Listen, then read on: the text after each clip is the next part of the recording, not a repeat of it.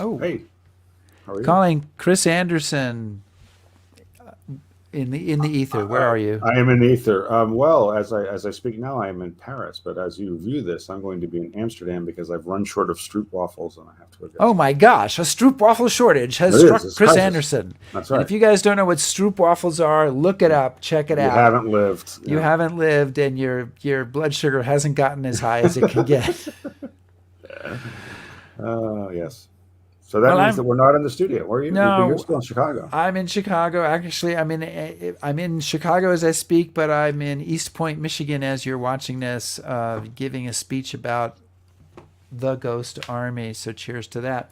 And So so you finally got to do your very first speech about the Ghost Army. I don't even know what to say. What I don't know that much about it. I'm I a know. little. I feel like I'm not quite going to be ready to handle that. Welcome everybody to History Happy Hour, an encore episode brought to you with the help of Stephen Ambrose Historical Tours. And Chris and I, we're traveling the globe, but darn it, we're also trying to be here with you to have a cocktail, talk about history. And today we're going to bring back a great show from almost 2 years ago about the French Resistance. But Chris, before we do that, just a mention of our top shelf patrons, Yes. right? And we do appreciate all of you guys. Look, the list has evened I was going to out. say the symmetry is beautiful. Yes, but I want you to know we can go to smaller font. Absolutely. We can, we can go Look at to a how small. look at how small the font is of the History Happy Hour on the top right hand corner. I That know. small would be great. No, but we can go to multiple pages too. So if you want to Um, become a top shelf patron or a patron at any level, and we appreciate all of our History Happy Hour patrons, join us at patreon.com/History Happy Hour. And Chris, also want to mention, if people have forgotten about this, that we're also now a podcast. we're so high speed. We're out there, man. We are the History Happy Hour podcast. Same great shows, same questionable hosts, is And now then available on yeah. Apple, And Spotify, are you other going to start doing places. like history influencer? So you like show history fashion and Well, I inspire already historians everywhere. everything we have like, and read this book because it's so great. Yes, I'm Yeah. a Okay. I'm a history influencer or hinfluencer as we don't ever Don't say. say. Okay, so Yep. please let Enjoy us the know. show. Yeah, please let us know, everybody, where you're watching from, and talk to each other because we're not really here. And but we have a terrific show that came on 2 years ago with Lynne Olsen, one of our favorites, and talking about the great female French resistance leader, Marie-Madeline Fourcade. Okay. Yes. So I think that it'll be fun. And maybe you saw it, but if you did, it was 2 years ago. You probably don't remember it. And so maybe you didn't see it. And if so, here it is. Chris, give us the drum roll.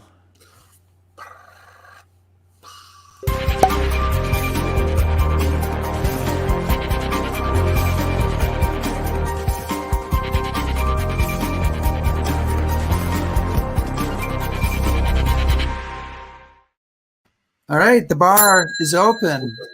And before we bring Lynn on, I did. We have been doing this 17 weeks. Did you realize that? I did not realize that. No. 17 weeks. So I wanted to just show what's happened to us over at that time. So this is week one. Here we are. I can see my ears. We're serious young men on a mission, and here we are now. By about week 15, I think is the last photo. So significant hair growth. Yes. But we look happier.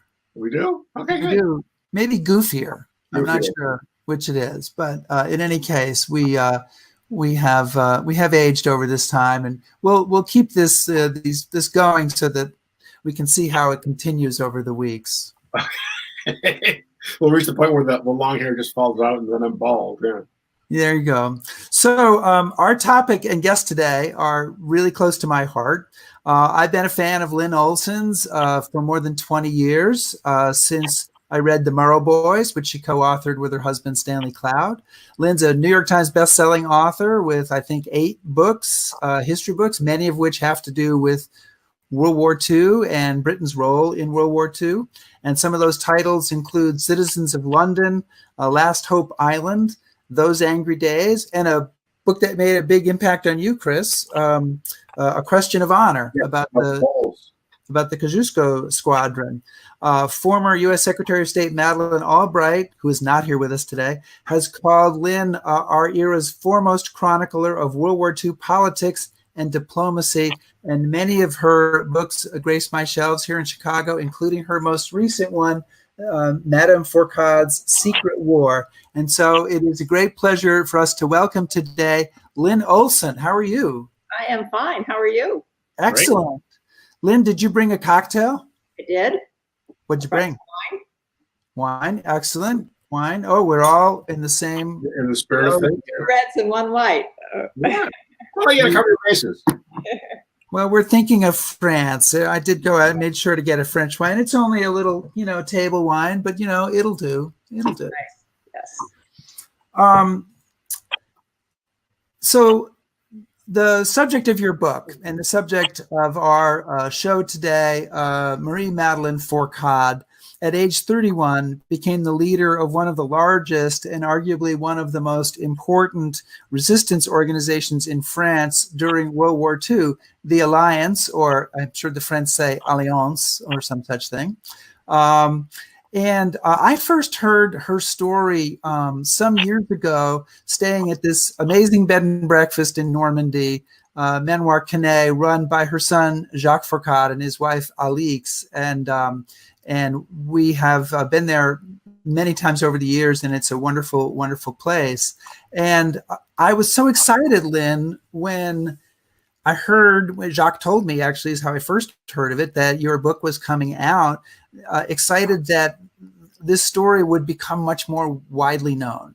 And so I wonder, tell us a little bit about your subject, Marie-Madeline Fourcade, and how you came to write about her.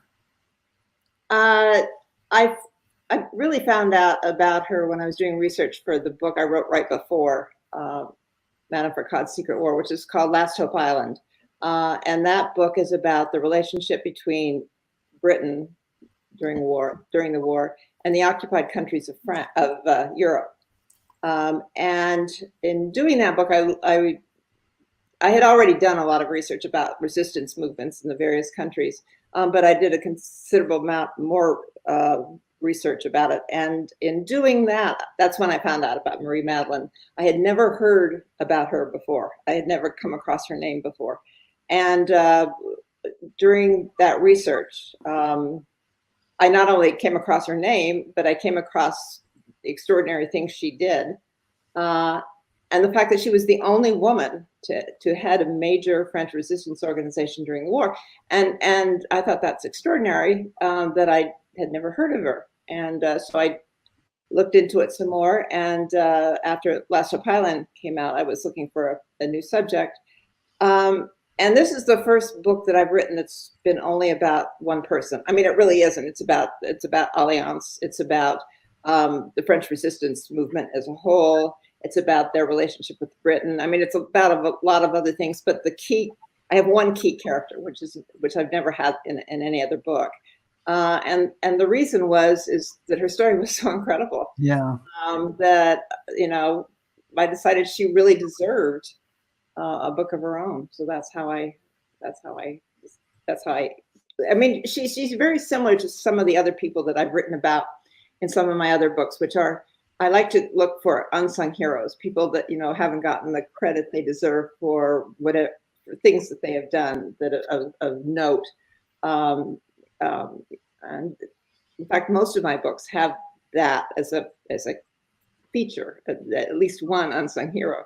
And she is definitely, in my opinion, an incredible unsung hero. I mean, people in France do know about her to some degree, but certainly very few people in France know about her. Rick, for you? Chris. No, okay. Well, one of the things that struck me, I mean, we'll figure this out eventually. 17 weeks in, but still, Lynne, we're still working on the routine, but we're getting there. Okay, honestly, I'm sure we'll get to the fact, just the thing about her being the only woman involved in intelligence, because I do want to get to that. But one of the things that really grabbed me was, how she gets involved in this. And I'm going to use the code name because it's the one I remembered as I was reading the book, but her relationship with Navarre, and even before the war, they're saying something's not right here, which, you know, now, of course, we know how it all plays out. But at that point, nobody could have imagined that France would be in that position. Right. Yeah. How does somebody who's a kind of a upper middle class French woman, not brought up, how does she find herself involved in intelligence and raising the alarm before the war even starts? It's an incredible story. You know, she was not actually raised in France. Her father was a shipping executive, and she was raised in Shanghai. And I think that really influenced her. Oh, I know it really influenced her, but I think it really influenced her personality, because you're right. You know, she came from a haute bourgeoisie family. I mean, she was really upper middle class, or, you know, she wasn't aristocratic, but she was the next best thing. And so, you know, young French women did not have the kind of upbringing she had, which was in Shanghai, she was allowed to do a lot of things that she could never have done in France. I mean, her parents were quite free-spirited.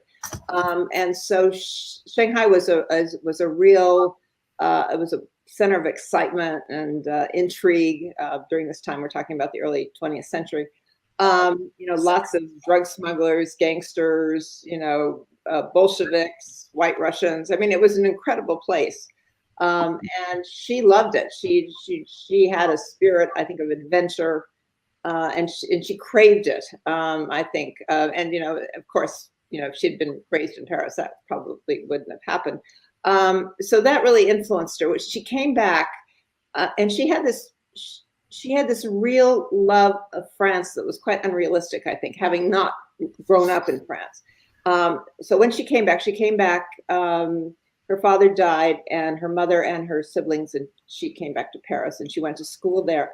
And then she married very early, before she was 18. She fell in love with a young French military intelligence officer and married him. And I think one of the reasons she did is because he was about to be sent to Morocco, which was another place of excitement, adventure, and danger. And so she went off to Morocco and was married not all that long. She had 2 children almost immediately. But she did not like being married. She did not want to be a wife and mother. He was very traditional Frenchman. He wanted her to be at home with the kids and just take care of the kids and him. And that wasn't her idea of her life. And so she left him, still in her 20s, and went to Paris. So she, you know, she was, right from the beginning, she was not an atypical French woman. She rebelled against the whole idea of that women were, you know, supposed to be confined to their domestic roles. And she refused all her life to go along with that. So that, I think, had a big influence. She met Navarre, this French military intelligence officer, shortly, about 4 years before the war began in the 1930s. And he was very anti-German. He thought that the Germans, that the French should be building up, strengthening their military forces against Germany, and not appease Hitler, as the French were and the British were at that period. And so he started his own private intelligence agency spying on the Germans. And he enlisted Marie-Madeline in this effort even before the war began. So she was starting to learn how to be, you know, a spy even before the war came along. And so they were busy with this private intelligence, and he was getting intelligence from all over, and he would publish it, you know, in articles, you know, talking about the German buildup in planes and, you know, in the army, what they were doing. So, you know, that's her background, before the war actually began and before they actually began this network. Right. So she was assisting Navarre, his code name, and essentially he's arrested eventually, and or unable to keep leading. She takes over, She is, I think, very young, like 31 years old at that 31, point. yeah, when she took over in 1941. She's in a society which obviously is a very conservative society, not really necessarily open to young women being leaders of large organizations, especially what is in essence a military and intelligence organization. Right. So how did that play out? How did she manage? I mean, how the heck did she manage to do that? That is such a good question, and I've wrestled with it since I started the book.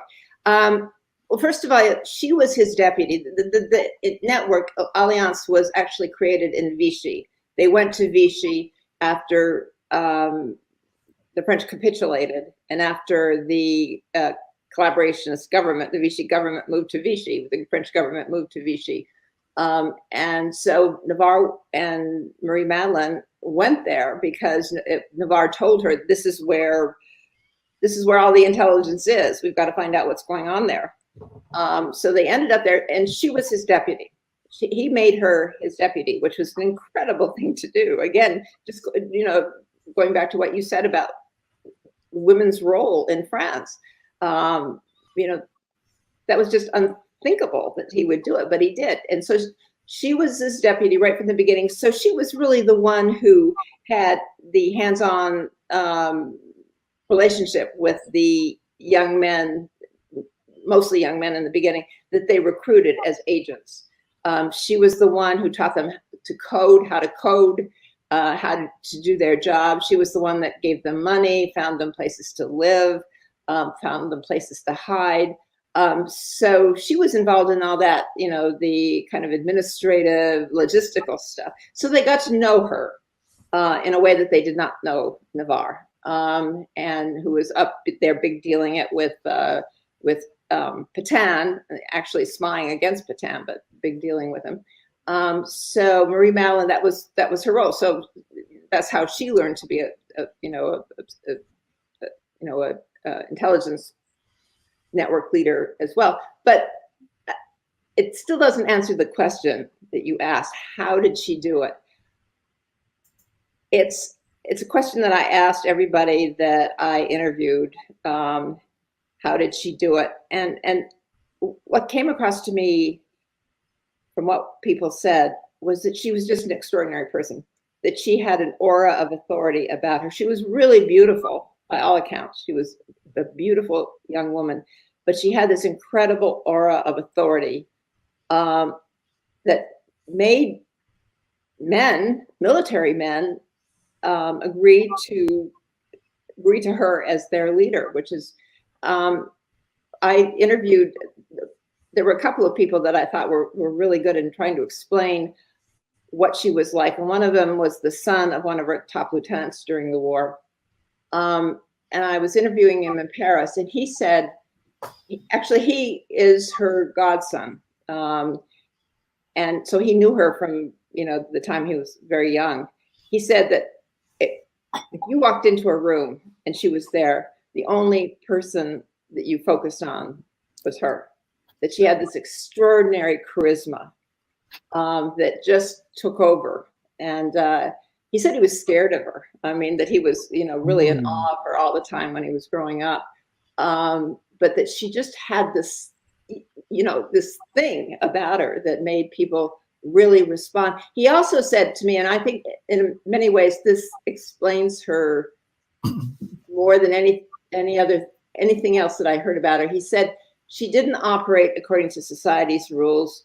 She operated according to her own rules. Basically, she acted like a man. And I think that's, she refused to be put into any kind of box that said woman on it. I mean, she was herself. She knew herself. And, as I said, she was just so extremely charismatic that she brought all these people along with her. And again, most of them throughout the war were men. She brought in a large number of women later on, but most of them, the first recruits were former military men. I mean, they were a lot of them had been in the Army, a lot of them had been in the Air Force, and some in the Navy. So it's a question that I can't really answer. I think, you know, you'd have to know her to be able to really kind of get the maybe the feeling of why she did it, but there's no question she did. I mean, she was a true leader. You know, when you say that, and it reminds me oddly of Joan of Arc. You know, you have the sense that there must have been some, you know, there must have been something about Joan of Arc, right, that made people willing to go along with her. Same kind of deal. Yeah. Well, I was going to say, when I was reading it, I thought a lot of Major Winters from Band of Brothers, who I knew really well, and I would just see him walk into a room, even before the fame of the movie, and everybody would stop talking, and he was there, and he just commanded the room immediately.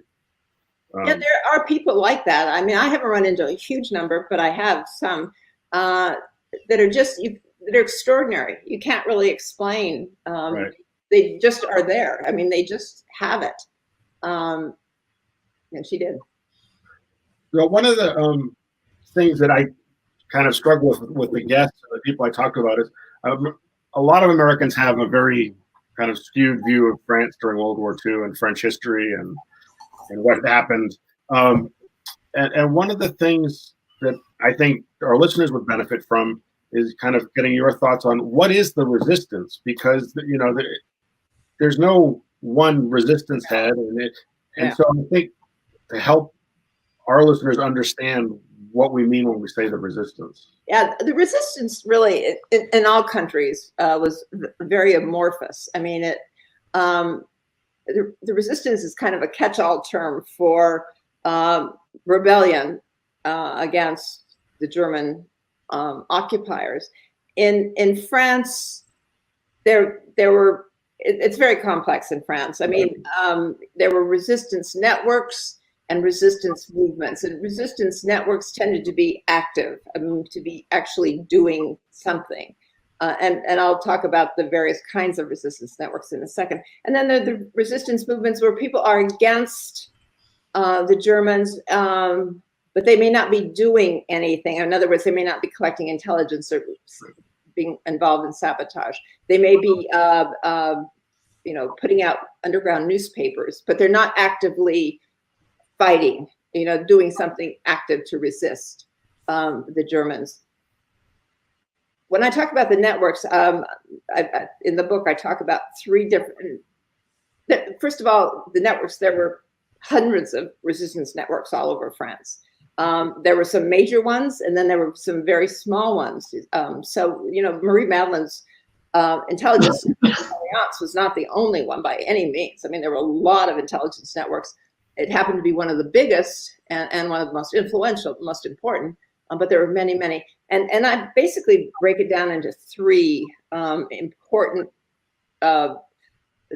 kinds of missions that these resistance networks did. One is the one that I think most people know about, or if they know anything about the French resistance, and it's the one that gets the most attention from books, from movies, and that's sabotage. The overt rebellion, the overt fighting against the Germans. So that's sabotage. Then there are escape lines, you know, where resistance members help, for example, downed Allied flyers to escape from the country and get back to Britain, and that was a big deal too. But the third, and those two probably have gotten more attention, again, in terms of actual history, but also in terms of movies, books, novels.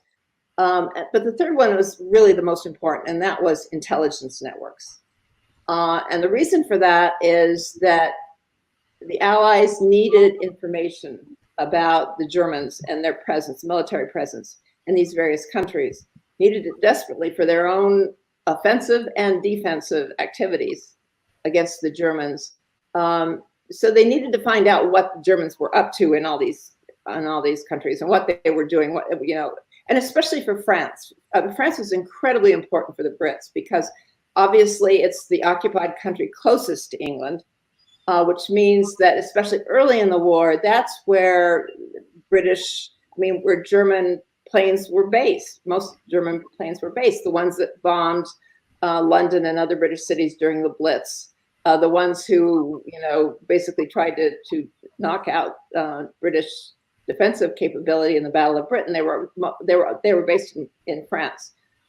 So it was vital for England to know about them. Also, the German submarines that were, active in the Battle of the Atlantic, trying to strangle British supply lines, their submarine bases were in France. So it was absolutely essential for the Brits to know what was going on in France.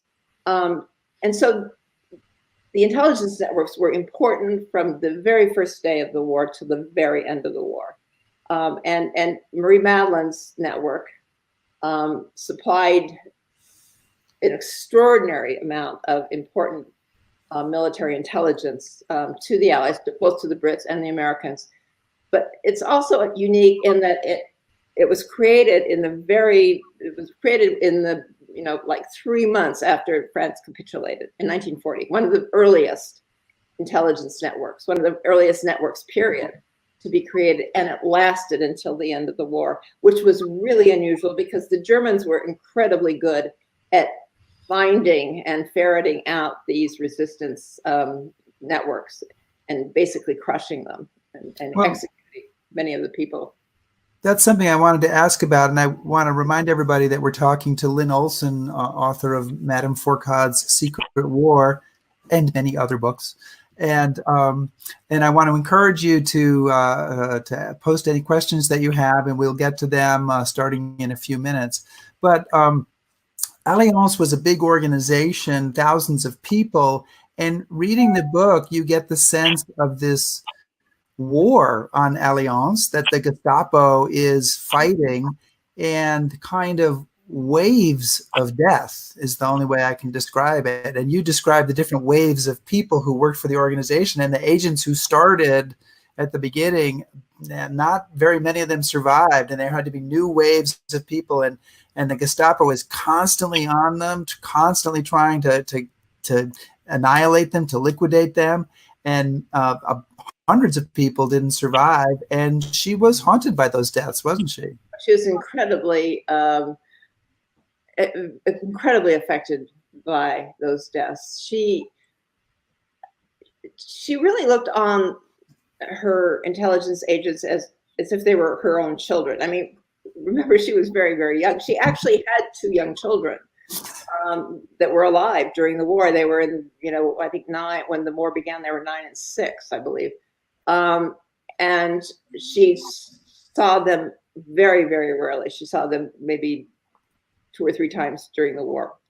But she thought of the people that worked with her and for her as her children, as part of her family. And so she helped build this organization up. So many of the people who were with her in the beginning, when there weren't that many people, she was incredibly close to. And so when they started getting arrested, and then when she learned of their executions, it just threw her for a loop. I mean, she was just devastated. And she talks about in her memoir, she talks about how every time she heard of another arrest or another death, and she had to mark it, she had a list of her agents and mark that person out. She said it was like she was wielding an executioner's axe. She was just heartbroken. But the thing is that she kept doing it. I mean, she kept it together. And she was the one that did it. She was the one that kept it together. When whole sectors were wiped out by a Gestapo purge, then she would, find other people and send them in there. And as I said, it survived, until the end of the war. It was an extraordinary a bit of leadership on her part. Can I ask my question, Rick, or do you want to pipe in another question? No, you go in, and I'll bring in some of our questions from viewers. All right. Well, one of the other things that struck me, I mean, I had a pretty good general sense of French resistance movements and what was involved, but the politics behind keeping her network going. So she's not only dealing with the Gestapo, but she's dealing with communists and de Gaullists and SOE and MI6. And one of the things that I think makes Alliance unique too is she's not in the communist camp. She's not a de Gaulleist. So what do you think it is that why she said no? MI6, that's the agency I'm reporting to. They're running. You know, why did she kind of separate herself out from that whole, the politics of? Well, MI6 initially when Alliance was getting started. Navarre, his real name is Georges Lousteneau-Lecault, but it's much easier to say Navarre.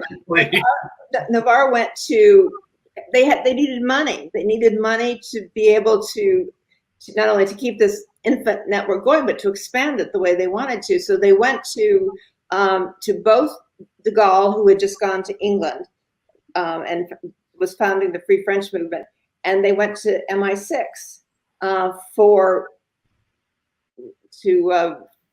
basically to be funded by, and so they were fairly open. I actually don't think Navarre was all that open. Navarre was an old colleague and rival of de Gaulle's, and I think it was pretty obvious they couldn't stand each other. And so I think Navarre did everything he could to make sure that de Gaulle wouldn't be the one that would fund them. And in fact, when de Gaulle got this letter from Navarre, he said, basically, anybody who is not for me is against me. That was de Gaulle's whole modus operandi, you know, that you had to be totally loyal to de Gaulle. You couldn't work for anybody else or help anybody else. And the Brits were just thrilled to have this, you know, fledgling network run by a very experienced military intelligence officer. So they immediately, MI6, the intelligence agency, immediately said, yes, we will pay for it. And not only that, we will send you radio sets and we will give you all this stuff. So right from the beginning, MI6 was their sugar daddy. I mean, and so they were incredibly close to MI6. And Marie-Madeline was really loyal. She hated this whole, the political stuff. The French are incredibly political, and they were very political during. No, right. I did not believe this. Well, you know, I knew that, but I didn't realize the extent and the depth of rivalries and antagonisms there were. And she just insisted. She tried very hard to stay out of all that, and she kept saying, you know, we're supposedly fighting the Germans, not each other. But in fact, many times they were fighting each other more than the Germans. But she remained loyal to MI6 right till the end, and she tried very hard to stay out of the politics, and she couldn't eventually. I mean, she dragged into it, but she really did think that her and Alliance's main function was to report on the Germans, not to get involved in these feuds that were going on all the time. She was kind of unique in that regard amongst French resistance. I mean, she really was. I mean, well, you know, I think that part of it is because she was a woman. All these guys were not only outsider, right? Well, she was an outsider, but all these guys were thinking about post-war. They all had their eye on that right from the beginning, and about their role in the post-war world. She never, as far as I saw, she never had any idea about her being, you know, having a big role in post-war France. She didn't. I mean, she was really focused on the war and getting the Germans out. She hated the Germans. She just wanted them out of her country, and she was going to do anything she could to get them out. So I'm going to bring in a question from our audience, and maybe Chris, you can look at the other questions and find another one to bring in after this one. Because this is not the oldest question here that's come in, but it's a good question. Neil Shara asks, can you speak about the extraordinary map of Normandy that was flown to England? And this is a map that her organization created of the potential landing beaches, right? Can you tell us about that? Yeah. Yes, it was this. It was 1943, so the Allies were already planning D-Day.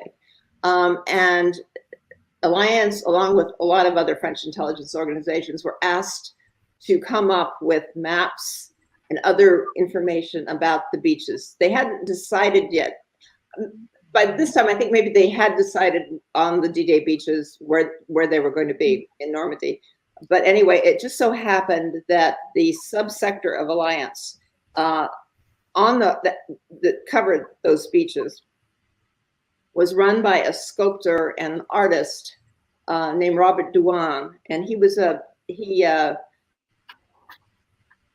a lot of. Obviously, he grew up in that area, and so he had a band of, I guess, about 20 people, fishermen, teachers, various other occupations that were spying, but he did the bulk of the work for this map.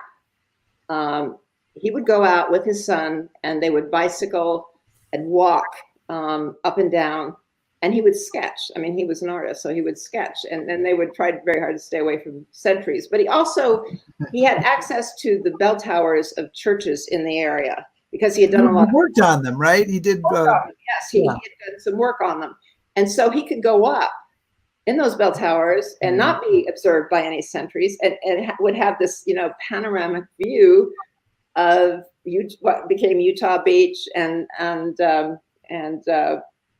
Omaha and Juneau and Ford. Yes, exactly, all of them.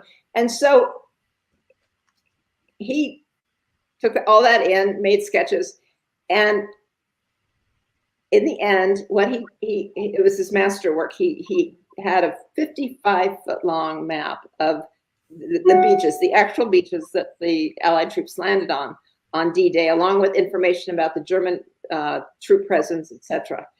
You can just imagine a 55-foot map, canvas map, and it was rolled up and put into a big sack and sent to London by RAF, small RAF plane, in March 1944.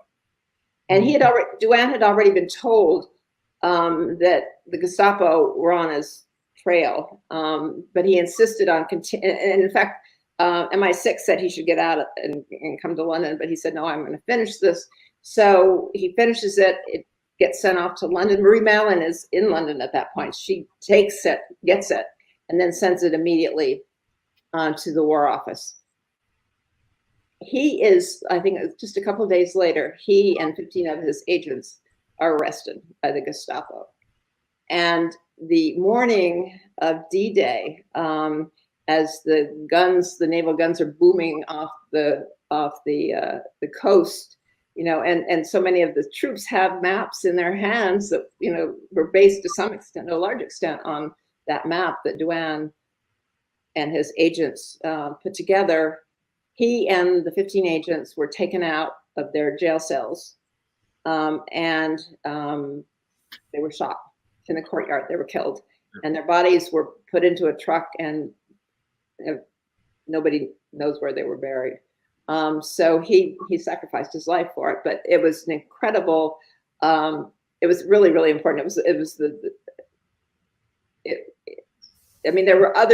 was other information from other networks, but it was by far the most complete map of the coast and of the landing sites. And nobody knows where it is. That was my question, because when I read the book, I was like, where's this map? I'm Googling a 55-foot map. 55-foot map. God only knows. MI6 is, as you know, Chris, and Rick, they're still classified. You cannot get any information from them unless they want to give it to you. And I'm not the only one who has asked. I mean, there is an organization that was started by Marie-Madeline. It's called Alliance, still in France, and they've tried to find it, track it down. Nobody seems to know. Nobody has any idea if it still exists. There's no record of it at all. Someday the map will turn up. Someday it will. It'll be like Citizen Kane, the like Rosebud. Well, I mean, one of the things that's so amazing about D-Day, and Alliance has got a huge part to play in this, is there's never, given the complexities of the invasion and what was at stake, there's never been a commander. Eisenhower knew everything about the Germans. He had their entire order of battle. He knew how many tanks there were, other than, I think, a couple of smaller ancillary units. He knew exactly what he was going up against, and that was, in part, that was through Alliance. And I remember reading and about Eisenhower's getting requests before the war to get the French involved. The resistance wants to get involved and blow things up. And Eisenhower says, that's not your job. That's my job. Your job is to tell me who's there. Yeah. Eisenhower saw that it was the intelligence part of the equation that was the important one. He did it, but actually the sabotage people actually played a role as well after D-Day. But you're right. I mean, in order for D-Day to be the success it was, it needed everybody. And I don't think a lot of people realize how important the French were, the intelligence networks, in providing information, not only about D-Day, but about a lot of other things too. But they really did play an important role. And, you know, I think the French kind of get short shrift sometimes. You know, people, the resistance, there's you know, been a lot written saying that they really didn't accomplish much. You know, it wasn't worth the number of people that died, etc. I don't think that's true. I mean, I think the resistance did. They were important. I mean, I think Marie-Madeline, by alliance by itself, was extraordinarily important. So they did play a role, and to help liberate their own country. Granted, it was not the major role. Obviously, the Allies were it was France was liberated by the Allies, but the French did help. Well, I think of the words Churchill says when he's facing invasion. He says, the country that fights until the end stands up again. The country that rolls over, is done. And that's the other very important thing, in my opinion, that the French resistance does. It says, no, we fought. We didn't just roll over. And I think that's important now. I mean, I think it's been important for the French until now, because, I mean, it hadn't been for the resistance. I mean, they would be left with an indelible stain. Right. It still is. There's still a stain there, clearly, right? And they can't get away from that. But they did help, restore the honor of their country, the resistance. Marie-Madeline and her people and the other members of the resistance did, in fact, help restore honor and dignity to France. So I want to just mention, and this is going to be a really long way of getting to a particular question, so feel free to have a drink while I'm working my way up to that. And I should warn you that there is a History Happy Hour drinking game that we play, that anytime we mention the Ghost Army, which I have written about and made a film about, everybody has to have a drink, and so it's coming up. So there is a young woman named Madeline Christensen, whose great-grandfather was in the Ghost Army. Here we go. All right. Oh, sorry. Yep. There you go. And she did, for the National History Day, she's 16 years old, and for National History Day this year, she did a project on Marie-Madeline Fourcade, breaking gender barriers behind enemy lines. And one of the things she did in her project, and Madeline's a terrific person. She's also my intern this summer, working remotely from home and probably watching today. So hello, Madeline. And she did, the network was known to the Germans as Noah's Ark, which is also the title of Marie-Madeline Fourcade's memoir, because everybody had animal code names. And in her project, she shows the animals, and then, she reveals who the people are. Well, the question comes from one of the folks in our audience, Marie-Madeline Fourcade. Tell us about her code name and what the significance of it might be. Yeah, I love the question, and I love the answer. And let me stop you right there, because Chris, that's two good questions I have this week. You're winning right now. So I am totally killing it. Okay. All right, go ahead. This is Inside Baseball. Lynn, sorry about that, but you have to deal with it. I love the Noah's Ark thing, and I love she was the one that came up with the names. She was the one that came up with the idea to name them, give them animal code names, and she was the one that came up, at least with her top people, she came up with their names. And for the guys, she used, it was all these big and important members of the animal kingdom and the bird kingdom, lion, tiger, elephant, eagle. I mean, all the big guys of the animal kingdom. And then for her own name, she chooses hedgehog, which I just loved. I mean, a hedgehog. Actually, I didn't know that much about hedgehogs until I started writing a lot about British history, and I learned a lot about it. Hedgehogs are incredibly important in England, and they're they're these cute little animals that have spines all over their body, and they're the subjects. They're very popular in British children's stories. For in Alice in Wonderland, hedgehogs are used as croquet balls for the Queen of Hearts, and in Peter Rabbit, Beatrix Potter's, one of her favorite characters is this hedgehog named Mrs. Tiggywinkle, which she named after her own pet hedgehogs. And Chris, you probably know this. I had no idea. Hedgehogs are incredibly popular still as pets in England. And I mean, really popular to this day. So the question is, why would this very powerful woman call herself Hedgehog? Well, the thing is that hedgehogs look cute. I mean, they're beguiling. They're really cute, I think. I think they're cute. Anyway, but when they're threatened, they curl up into a tight little ball, and those prickles on their body stick straight out, so that any potential predator, including a lion, is a little hesitant to mess with a hedgehog because they're going to suffer the consequences. And so I think that was part of Marie-Madeline's, idea behind it, that she may look unthreatening as a woman, a young woman, but in fact, she can be just as, threatening to the Germans as a hedgehog is to a lion. But before Chris asks his next question, I would ask, did she give the guys these code names of important animals to kind of feed their male egos? I mean, what do we think is going on there? You are the lion, you are the tiger. And they're like, yes, I am the lion. Yeah. There's probably something to be said for that. I mean, I think she was really, again, this goes to her ability to get these guys to fall in line with her, and to follow her. And,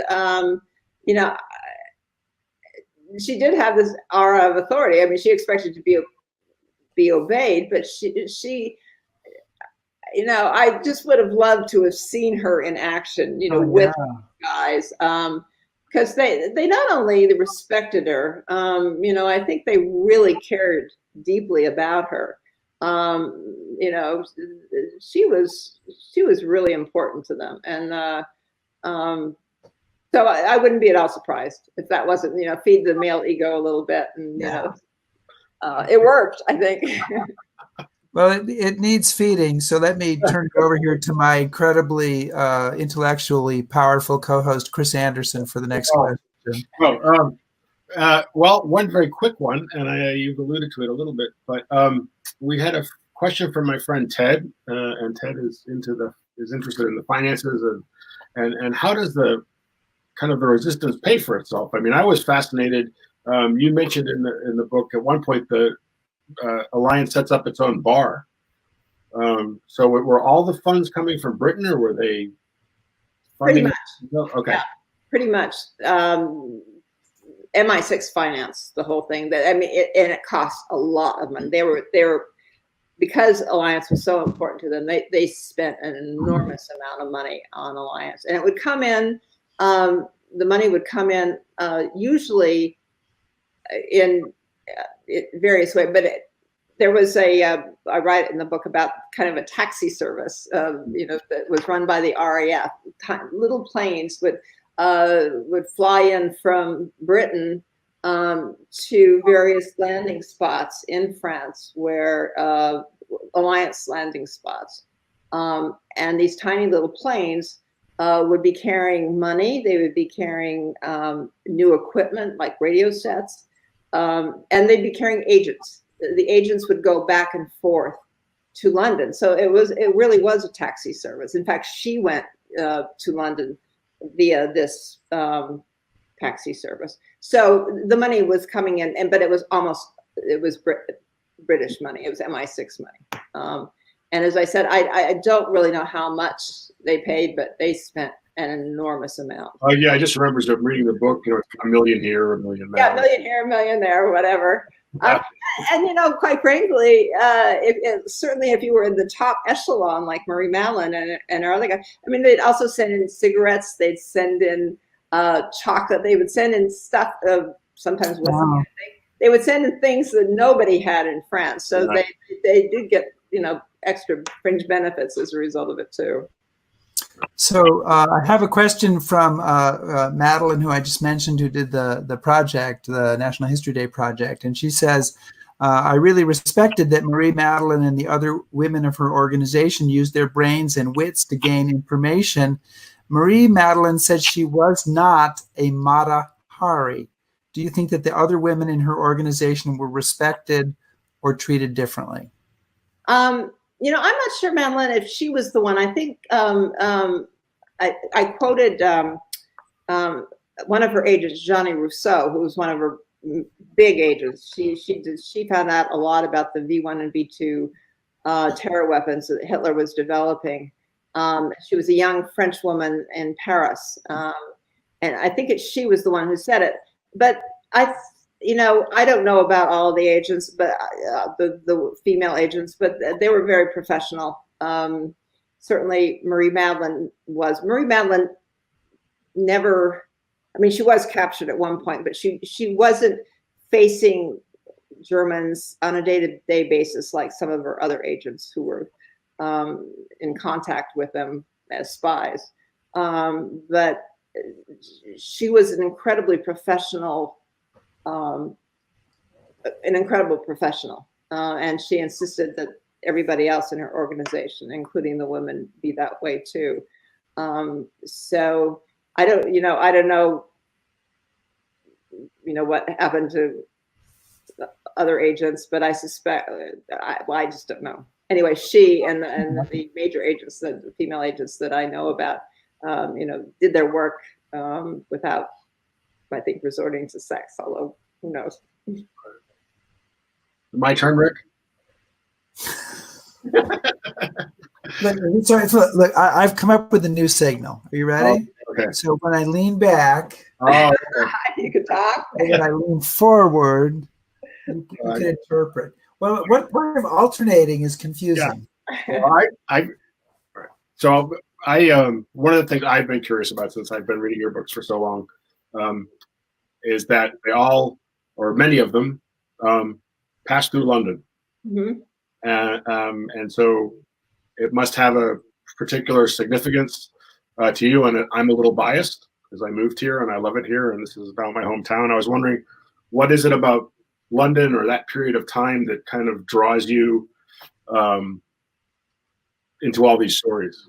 Well, it really started with, I mentioned to you before we started that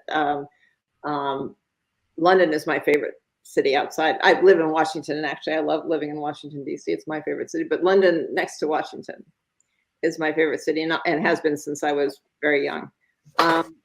But Rick mentioned the first book that I wrote, which was with my husband, called The Murrow Boys. It's about the correspondence that Edward R. Murrow hired to create CBS News before and during the war. And much of the action in that book takes place in London, because that's where Murrow made his name, reporting for CBS. And in doing research about that, we spent a lot of time doing research about London, etc. I just fell in love with it. I fell in love with, there it is. Oh my God, good, yeah. There you go. The Murrow Boys. I just fell in love with this city. I fell in love with that time period. I mean, we're talking about the 1940, when it was 1940, 1941 were the kind of the epic, as you know, the epic years for the Brits. I mean, they were the last country standing against Germany. Everybody expected them to fall. In the nick of time, Winston Churchill becomes prime minister and rouses the country to fight back. Nobody thinks they're going to be able to win. They have the Blitz, the Battle of Britain. It's just such an incredibly dramatic, exciting time.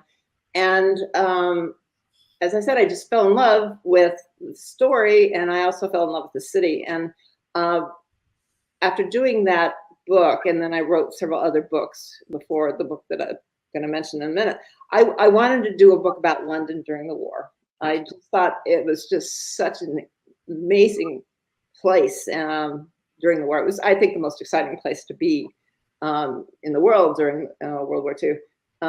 So I wrote a book called Citizens of London, which is about the Anglo-American Alliance, but it really focuses on London during the war. There it is.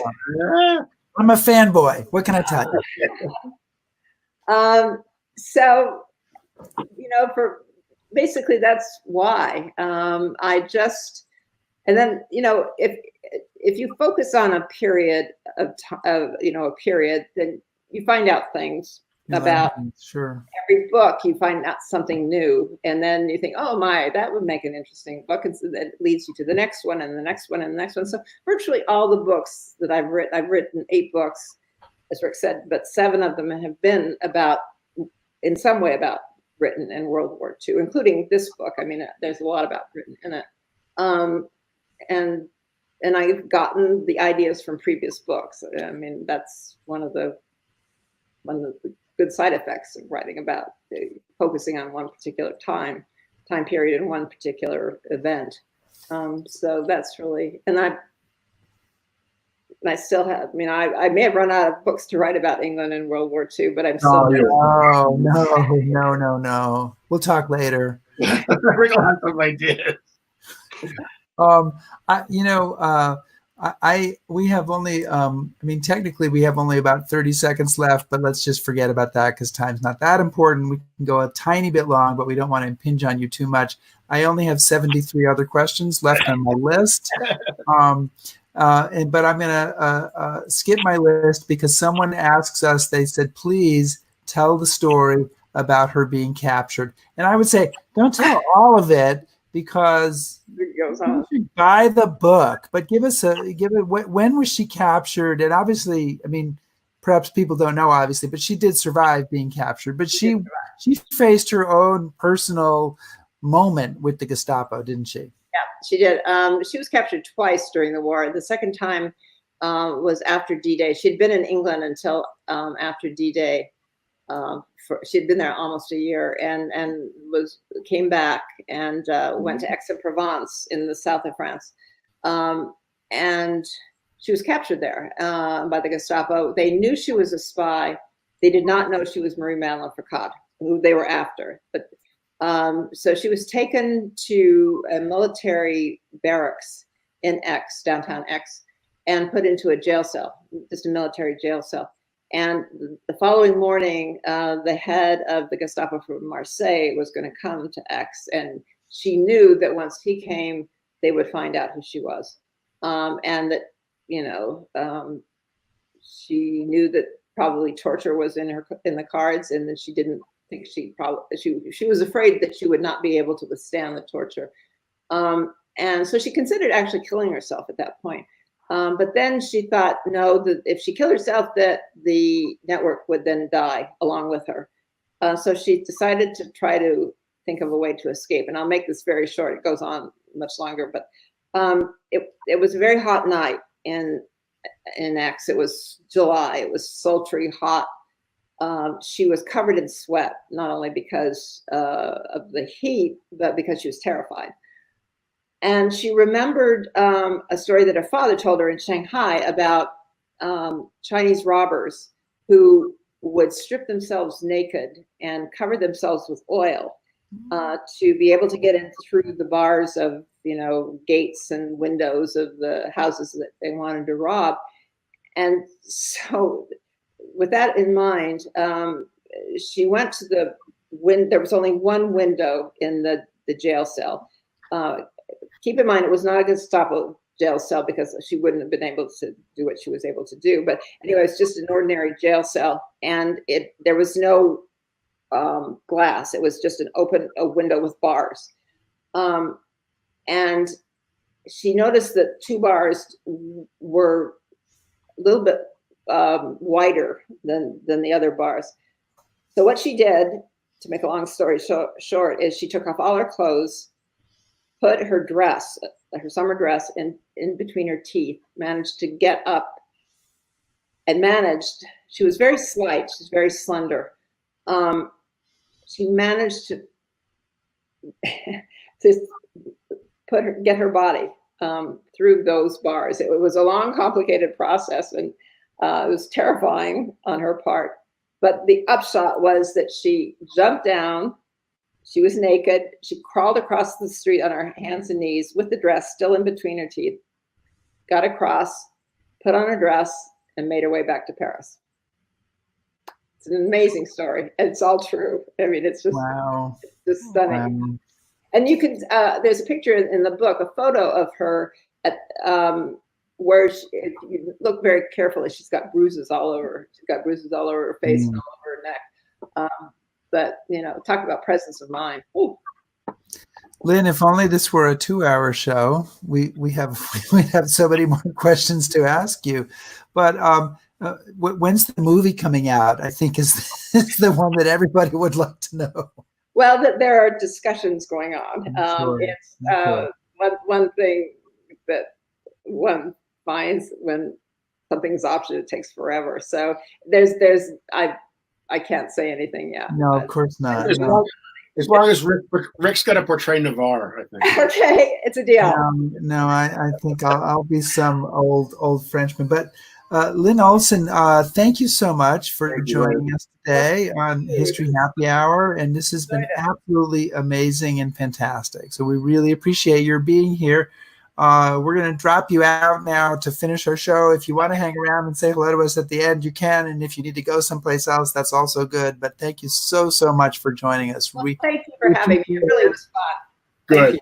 We've had many comments of people who've read your book, who appreciate your being here, who are delighted to hear from you. So thank you so much. You guys take care. Thanks. Cheers.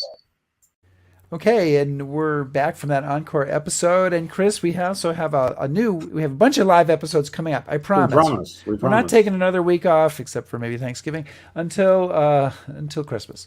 So, Chris, what is the show coming up next week? It's a place you've been to many times. Tell us a little bit about it. It's about Hill 400, which is one of the last fights in the Hurtgen Forest. And if you aren't aware, Hurtgen Forest was probably one of the most miserable battles Americans fought in Europe during World War II. And this particular battle is going to focus on the 2nd Ranger Battalion, which, again, most people know an awful lot about for their participation in Pointe du Hoc, but they know almost nothing about their fight at Hill 400. And it was a fight that the veterans always told me was much, much worse than D-Day. They would call the fight at Hill 400 their longest day. So it's a new book just about this forgotten fight, and really looking forward to it. All right. So we'll see you next week. Keep living, keep learning. Keep eating soup waffles. Bye.